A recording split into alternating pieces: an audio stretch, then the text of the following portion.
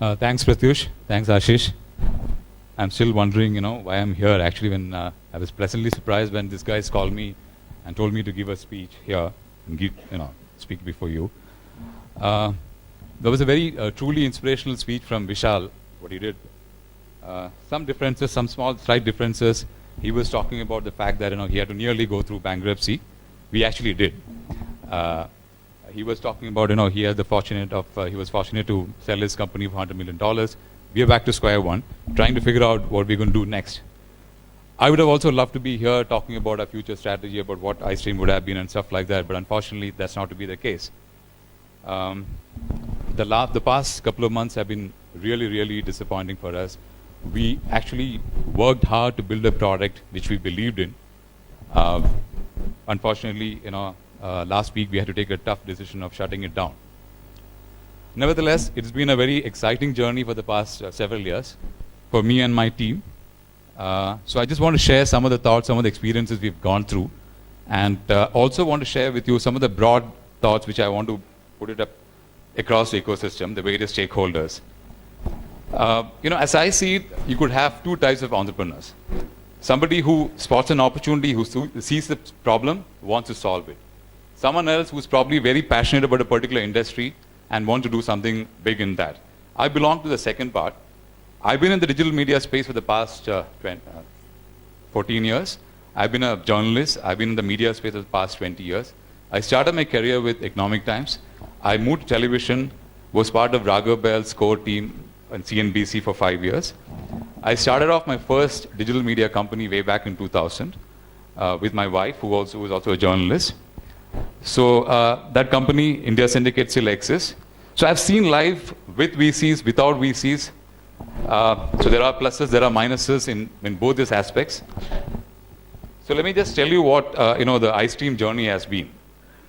Having been associated with India Syndicate, we had the opportunity to work with most of the large media portals, media companies in the country, actually. You name it, MSN, Yahoo, Rediff, Sifi. We had the fortune of working with most of these guys, trying to understand, being actually an integral part of the editorial team and editorial management for all these companies, actually. And at one point of time, we were managing both MSN and Yahoo in India, the editorial part of it, actually. So that actually gave us a lot of insight into what is going to be the next big thing in the digital space, which we thought was video. And this was way back in 2007. Anything which you see associated with videos in the past 6-7 years, we were fortunate to be part of that. When Yahoo launched Yahoo Cricket, we were the guys who did that for them. When MSN launched MSN Videos, we were the guys who did that launched it for them.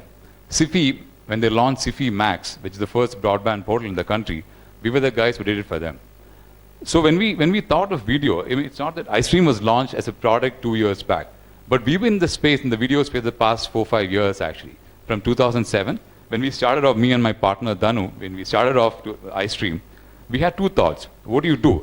Video is an emerging space, but there's no clear business plan related to that. Hulu, which is a big thing in the US today, was unheard of. Netflix was still a DVD distribution company those days. So do we get into building a product, which we believed in the space video, or do we get into a distribution model? We opted for the second. We thought the market is a bit too early to get into building a product in the video space, so we opted for the second part of it. We built a great distribution company. We tied up with most of the large media portals, whether it's MSN or Yahoo or Rediff or YouTube. We went on to become the largest partner for YouTube in the country. We signed up with YouTube in 2008. By 2010, we were the largest partner in terms of cumulative videos on YouTube, actually. We were almost like an extended arm of YouTube in the country. YouTube had a 2-member team who was responsible for doing all the licensing.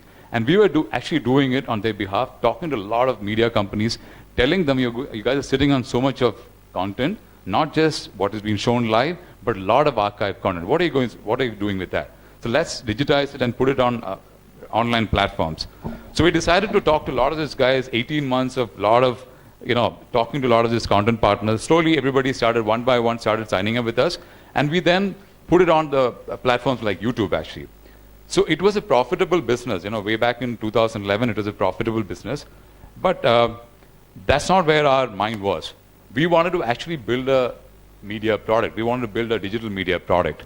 Fortunately for us, we found Saif, who invested in us way back in 2011, 2 years back. So Ravi of Saif, he agreed with us. his vision was also to build a truly global media product in what we all thought was going to be one of the fastest growing segments within the internet industry. So we raised $5 million from Saif in May 2011. And the biggest challenge was putting a team together. We had a vision. One thing which helped us was that we are probably the few teams in the country who understood the online video space, having done that for the past 4 years.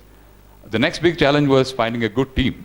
I mean, obviously the biggest challenge was also to raise money, which we managed to do. We actually met only 2 VCs and in a space of 1 hour, and we decided to sign up with Safe. And I really appreciate the fact that they're willing to bet on an industry which is very nascent 2 years back and supported our vision. So then the biggest challenge was actually build a team. Video was, again, there are no video companies, there are no video product company way back in 2000, I'm talking about 2011. So it was difficult to actually get people who would have worked in a true video product. But we managed to put a team together. We hired the best of guys from the companies like Google, Yahoo, Amazon. So the second biggest challenge was building a good product team, good technology team. We built that. So way back in 2008, Silpa, we had actually started building a digital media team. So we had probably one of the largest digital media teams in the country. We had close to a 70-member digital media team comprising of video editors and content editors. So that was the other challenge actually, so we did that. So putting the content strategy together was another big challenge. If you talk about online videos, it was perceived that it was all about Bollywood and cricket. Our experience with YouTube proved us that it is not just Bollywood and cricket. Regional content, news, everything had a great potential to become blockbusters on online actually. So we were the first to actually sign up with Times Now way back again in 2011 on YouTube, which showed us that news is heavily consumed by online audience. It is not just that you see hundreds of news channels, but even the online space, that was a big item actually. Regional content, especially the 4 South Indian languages, Hindi being a big language, but relatively speaking, if you look at Tamil, Telugu and Kannada and Malayalam, the consumption was really, really big actually. That's something again we went after. So, the other challenge was how do you keep the content cost low, because everybody, like Vishal was saying earlier, people who read TechCrunch or All Things D or, Business Insider, sees about this huge content cost that Hulu or Netflix is paying to TV companies. So that was another big challenge we had to face actually. But fortunately, we had a lot of relationships in place. We had to tell these guys that the market is only evolving. Let's build the market together and see how it grows. And I should say that we've stayed away from people who have been very, very expensive. We stayed away from the likes of IPL. We went after something like a UEFA World Cup football, which proved to be a blockbuster. So we could see that it is not about Bollywood and cricket. It is about the way you curate content, the way you package content. If you can build a premium video product, you'll have users. So we started building the product so we had a soft launch in 2011 December. So actually the product went live we went public by March 2012. So in just over a year, probably around 12 to 15 months, we had a product which had 6 million unique users, close to 12 million video views, and over 30 plus million page views actually. So whatever we set out to do, we had achieved actually. Whatever the board wanted us to do, we had thought of probably reaching a target of 3 million uniques by March, but we were at 6 million. But unfortunately, in spite of a lot of this stuff, we couldn't do one big thing, which is getting somebody to cut a check. So unfortunately, that sort of led us with very little option but to look at shutting it down. Because, whatever one can say, video or building a digital media product is not an easy thing. It is a very capital intensive business. You need to have deep pockets. You need to have a lot of patience. There's no shortcut. I don't have a magic wand. I can only look at building a product. I can only get users to come in. I can only look at, seeing whether there is traction. Do we have the right content strategy? Do we have a great product team to build that? Beyond that, I'm not saying that we did everything right. We did a lot of things right. I'm sure, it just been a very short journey from a product point of view. We hardly had, 12 to 15 months to actually build the product. We could have really done a lot more things. we truly believe we were at the cusp of doing something large, but unfortunately, that was not the case. So I just, looking back, one thing which keeps us going, it's been a very, very difficult couple of months for me and Danu, from having a very, very, what do you call it, energetic, young team of almost 100 people in my office, to both of us today, sitting and talking to each other, only 2 of us in our office. It's been very, very tough.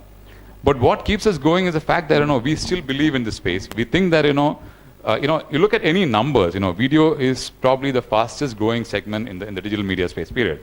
Yeah, you could look at a lot of metrics, a lot of numbers, different people are throwing it. But, you have to believe in what in that particular space. We still continue to believe in that space. We think that, there is more to be done out there. There have been, other thing which has motivated us is a lot of well-wishers who've been coming back to us, supporting us, saying good things about what we have done. I mean, which is truly inspirational. I mean, at times like this, you need people to back you. You have hundreds of users coming back and telling you every day how shocked and sad they are seeing this portal shut down and asking us, when are you going to come back? Those are the key things which still keeps us going, actually.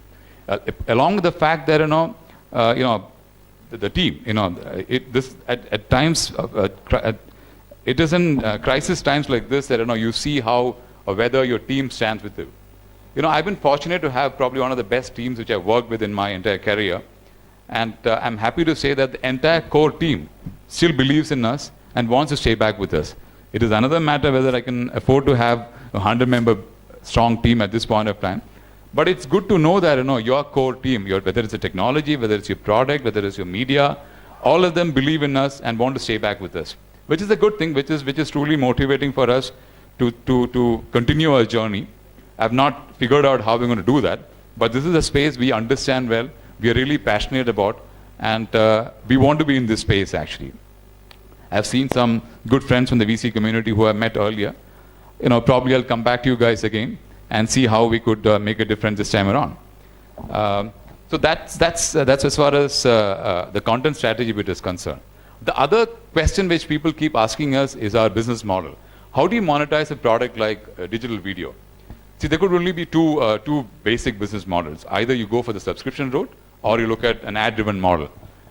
We strongly believe that India is not ready for a subscription model. There are a lot of factors behind that.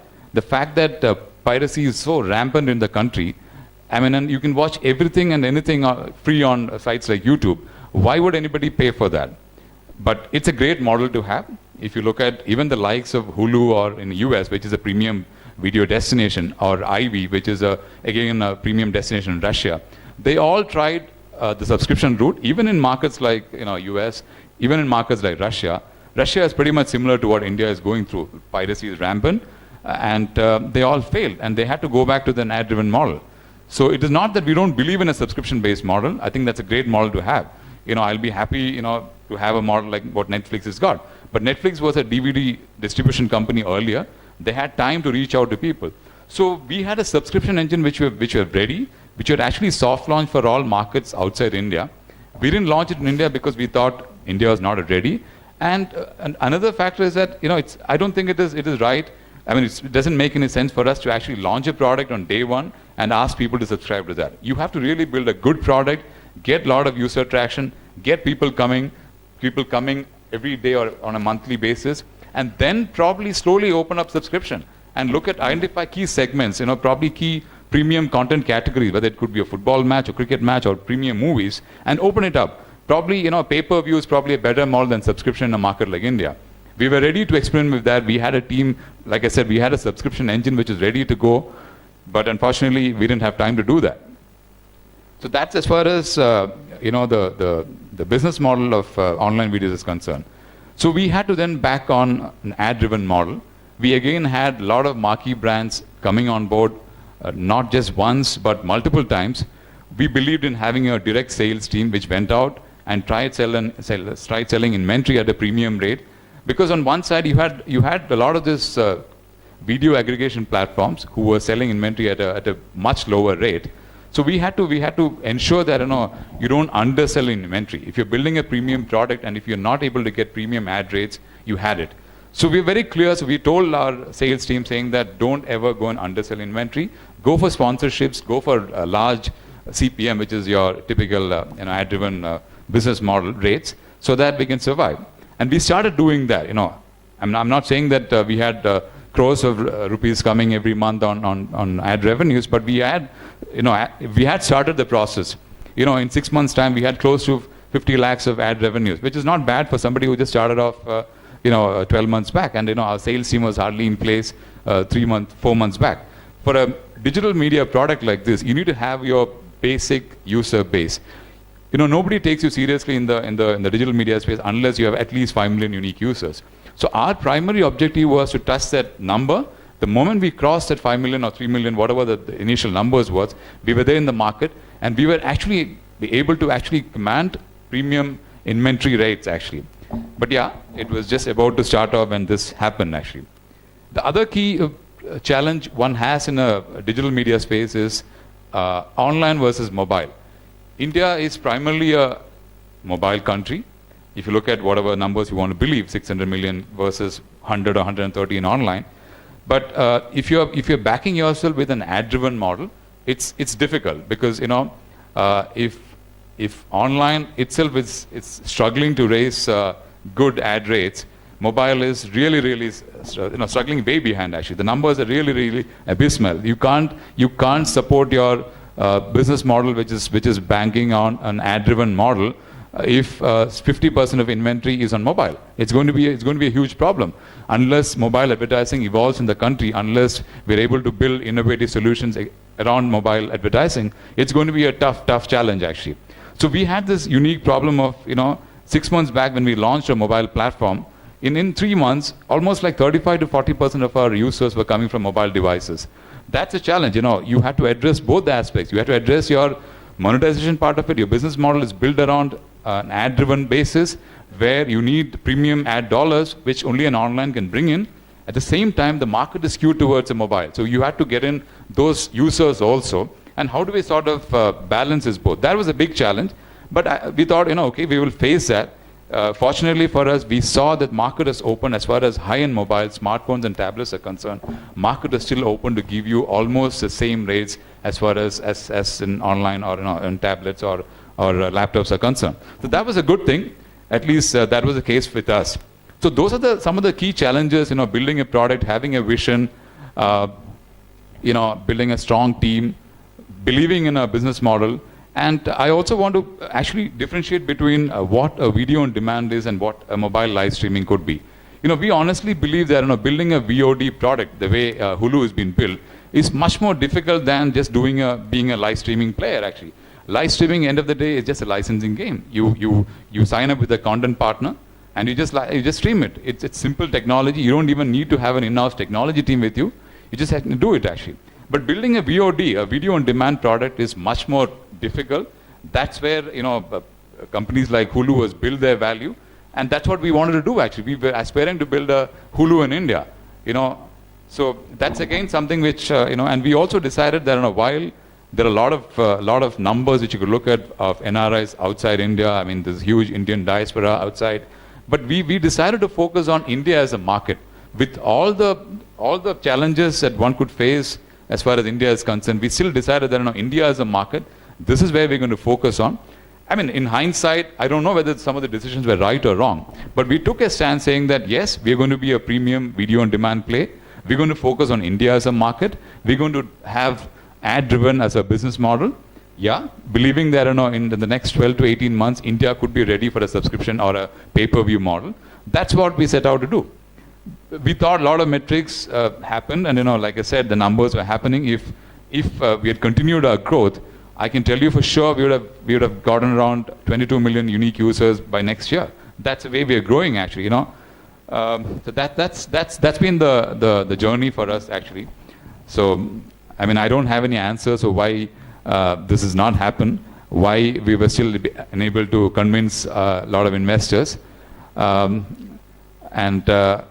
that's been a tough situation for us actually. Yeah, they have their own reasons.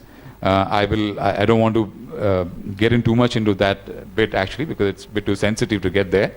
So I just want to leave apart from this, the journey which we had, I just want to leave two thoughts basically. You know, while we have some great teams in India building India's answer to Amazon's and eBay's, why is it that, you know, shouldn't we also have, you know, the Huffington Post and Tumblrs and Hulu's being built in India? So I think for that to happen, we need the support of the entire ecosystem, because if that is not there, the entire stakeholders are not standing together in helping you build that, that's not going to happen. So let me cite the first example, which is your monetization model. Like I said, if India is going to be an ad-driven model, are we getting enough monies into the digital kitty actually? That's not happening at all, which is such a sad thing. You know, that's something which my request to a lot of digital agencies and brand managers and CEOs is that.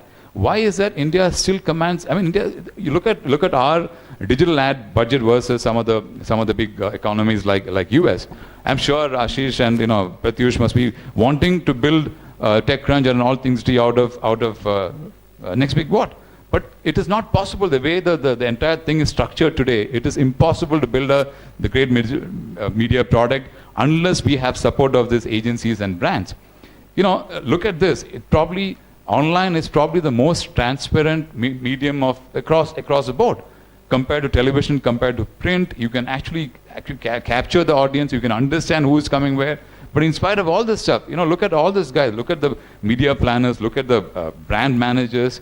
They themselves use online so much, whether it's your Facebook, whether it's your Gmail, I mean, whatever it is, they're using that so much. In spite of all this stuff, they don't trust it. They're putting in thousands of crores of monies into something which the measurement system is still dodgy. I mean, there are a lot of, I don't want to get into the details, but that, you're putting in hundreds of crores of money into a system, into a medium, which is very opaque, not at all transparent.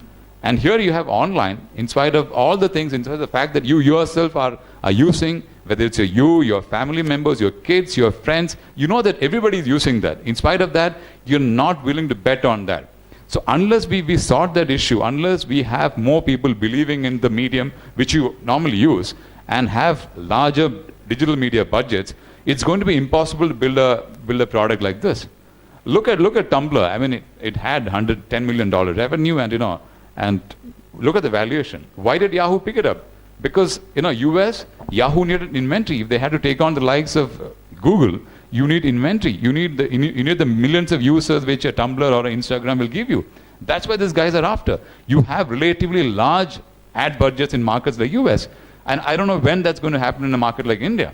And on top of that, you have this challenge of mobile. How do you sort of ensure that you have adequate ad dollars coming to the mobile business? It is the fastest growing segment within that space. And if you don't have an answer to that, it's going to be a problem. It's going to be a huge challenge for everybody to tackle that. Unless we have innovative ad solutions around mobile, around online, it's going to be a very, very tough challenge actually. I just hope that so video ads, we have seen actually when we started selling, on an average our CPM rate was close to 300 plus rupees, which is very, very healthy actually for somebody. If you look at a lot of large media products in the country today, I don't think they're averaging anything more than 100, 150. So how do you do that? Your display ads have become a commodity. I only request our friends from the video ad networks and other agencies that let's not kill this. Video ads are still premium. If you look at it I've met a lot of brand managers myself. They all think that video ads is the next big thing. That's probably the most unique of all the properties out there.